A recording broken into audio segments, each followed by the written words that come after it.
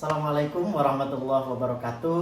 Kami dari kelompok 2 calon guru penggerak angkatan 11 tahun 2024 dalam kesempatan ini akan memberikan simulasi mengenai demonstrasi konstekstual di modul 2.3. Bersama saya Ujang Alamsah berperan sebagai observer. Kemudian perkenalkan ini Ibu Reni Sapaah akan berperan sebagai coach. Kemudian ada Bapak Acit Supriyatna sebagai coach. Baik, Bapak dan Ibu, selanjutnya kita akan melaksanakan simulasi ini dengan berbagai tahapan tentunya, yaitu ada tahapan pra-observasi, kemudian dilanjutkan dengan pelaksanaan observasi, kemudian nanti akan diakhiri dengan pasca observasi. Baik, untuk mengefektifkan waktu, karena ada beberapa siklus ke depan yang harus kita laksanakan, maka untuk siklus pertama akan kita mulai berawal dari Bapak Acit sebagai coach. Baik, terima kasih. Selamat siang Bapak Acit. Siang Pak Alam. Terima kasih Bapak. Dalam pelaksanaan observasi kali ini untuk memenuhi tugas demonstrasi konstekstual di 2.3 ini, modul 2.3 mengenai guru penggerak, ada beberapa tahapan yang perlu Bapak laksanakan dalam kegiatan ini, yaitu nanti ada supervisinya, ada pelaksanaan supervisinya, kemudian ada pasca supervisinya. Itu mungkin Bapak yang harus Bapak sedikit konsentrasi mengenai pelaksanaan observasi. Kemudian nanti Bapak dalam pelaksanaannya, dalam mengobservasi, mohon untuk kompetensi sebagai coach Bapak untuk dimunculkan, yaitu adanya peran sebagai pendengar yang aktif, kemudian Bapak ada sebagai pemberi pertanyaan yang berbobot, kemudian Bapak harus hadir di secara utuh mungkin ya Pak, rasanya kemudian pemahamannya di saat pelaksanaan Bapak nanti coaching bersama coach nanti. Itu Bapak yang diskusi kita di pelaksanaan supervisi ini. Mudah-mudahan Bapak bisa memahaminya untuk pelaksanaan nanti Pak. Siap Pak.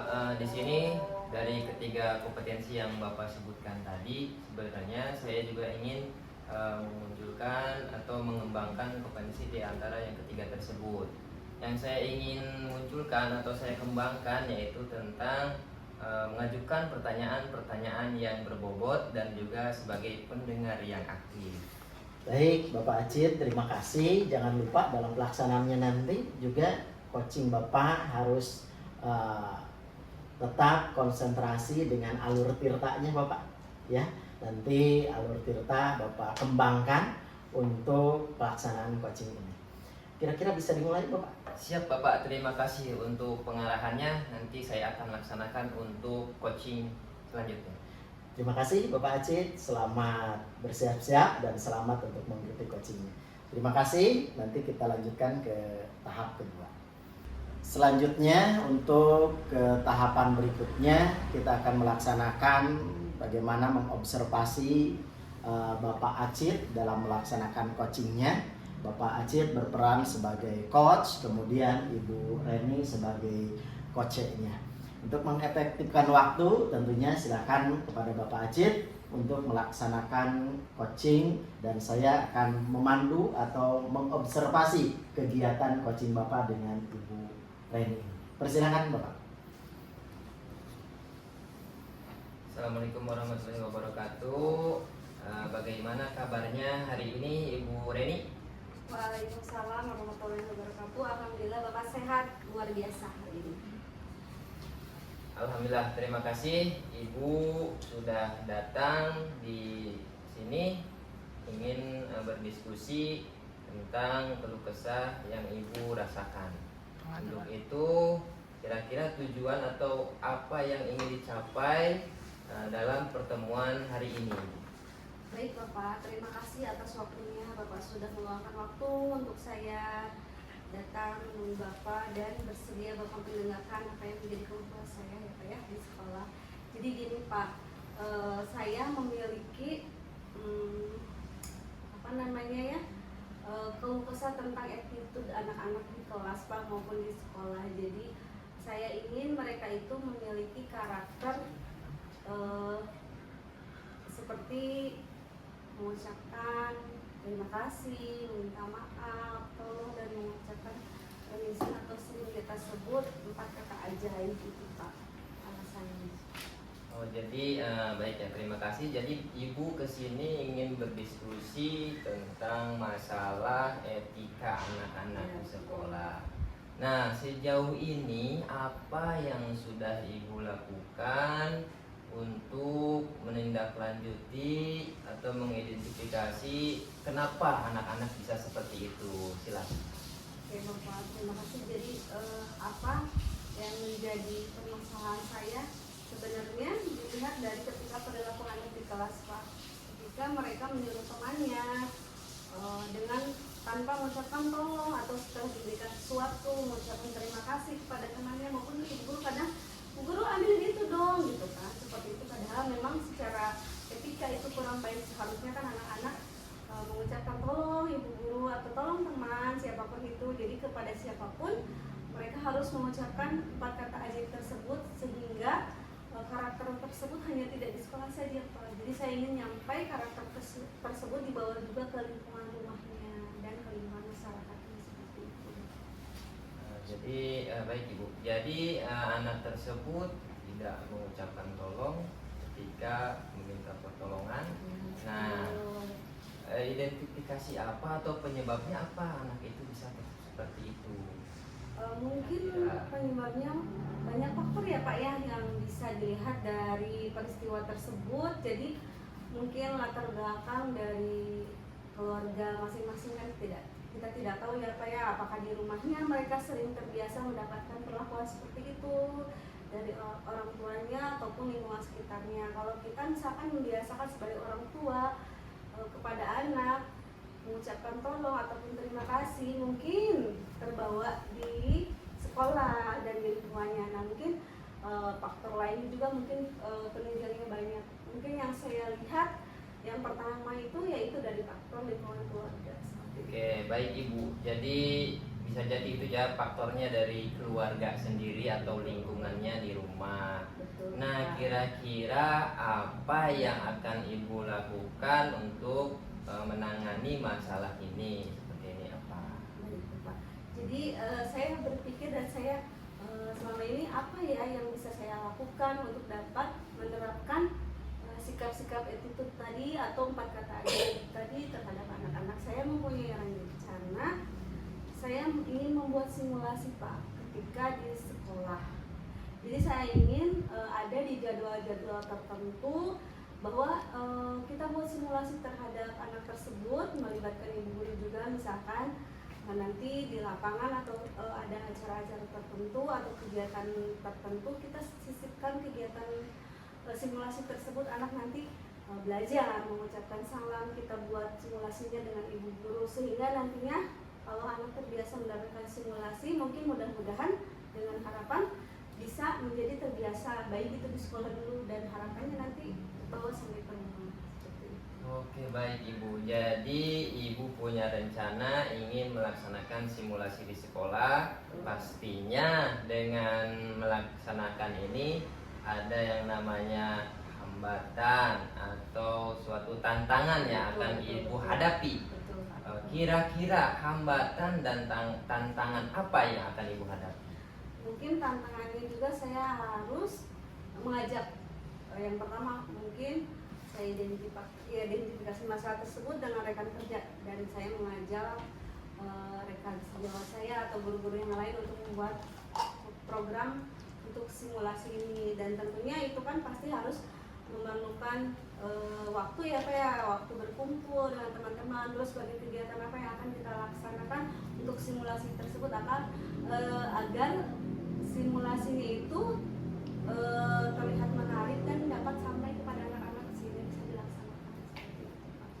Oke, berarti salah satunya yaitu yang Ibu hadapi tantangannya itu tentang masalah prosesnya, waktunya yang begitu lumayan cukup ya lama. Kemudian ada juga kolaborasi dengan guru-guru yang lain. Nah, kira-kira ini akan dilaksanakan kapan tuh Bu untuk simulasi ini? Iya betul. Saya mempunyai rencana secepatnya sih Pak ya, insya Allah untuk rencana ini saya mencoba untuk berdiskusi dulu dengan rekan sejawat, dengan teman-teman KPK saya dulu, kemudian nanti disosialisasikan kepada guru dan kepala sekolah. Nah mungkin rencana saya sih di minggu depan ya Pak ya, saya akan mencoba membuat simulasi, menyampaikan, terus membuat kegiatannya baru pelaksanaannya di minggu depan. Baik Ibu, jadi Ibu akan memulai menerapkan simulasi tersebut di minggu depan. Mudah-mudahan semuanya berjalan dengan lancar dan ini bisa nanti anak-anak diterapkan dalam kehidupan sehari-hari. Amin Pak, mudah-mudahan ya Pak ya.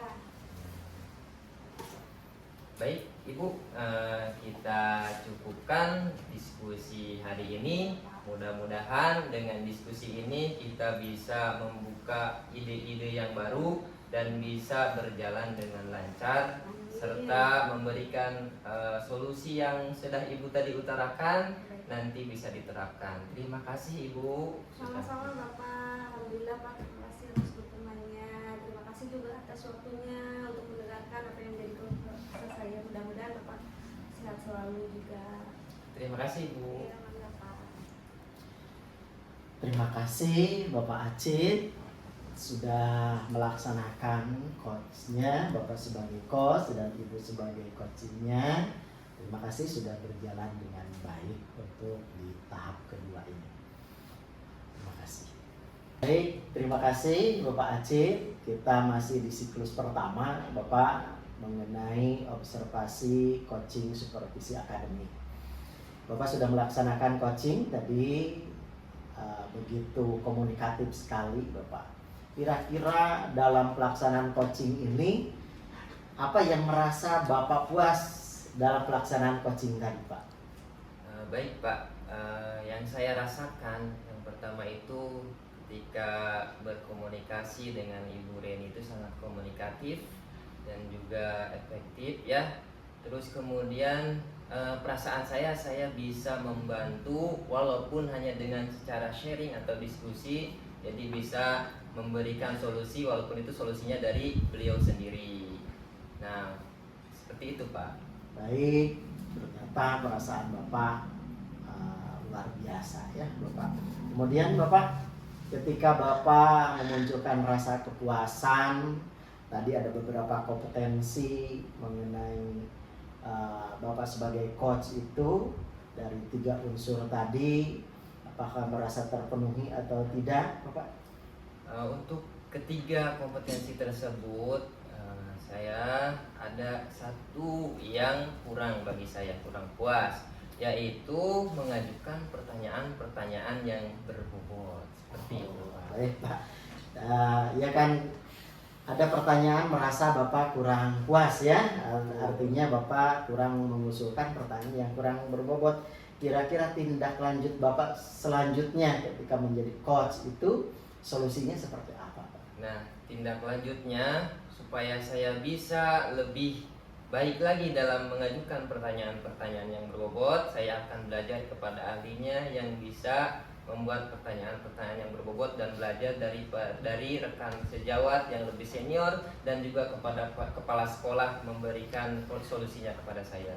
Seperti itu Pak. Baik Bapak, terima kasih. Sepertinya kegiatan supervisi akademik hari ini kita berjalan cukup efektif Bapak. Bapak begitu refleks dan begitu rileks sehingga pelaksanaannya menghasilkan identifikasi yang sangat efektif untuk kegiatan pembelajaran kita. Terima kasih Bapak sudah berkenan untuk diobservasi hari ini. Mudah-mudahan lembaga kita menjadi lembaga yang bisa meningkat di kemudian hari sehingga kita menghasilkan pendidik dan pelajar yang bermutu. Atur nuhun Bapak atas kesempatan hari ini. Baik Bapak, terima kasih juga saya ucapkan kepada Bapak yang selalu mendukung dan memberikan pengawasan kepada saya. Mudah-mudahan kita bisa bekerja sama untuk selanjutnya Bapak. Terima kasih. Terima kasih ya Bapak. Sama-sama Pak. Baik, demikian pelaksanaan siklus pertama mengenai supervisi akademik untuk coaching berjalan dengan baik. Nanti akan dilanjutkan dengan siklus berikutnya. Terima kasih. Assalamualaikum warahmatullahi wabarakatuh.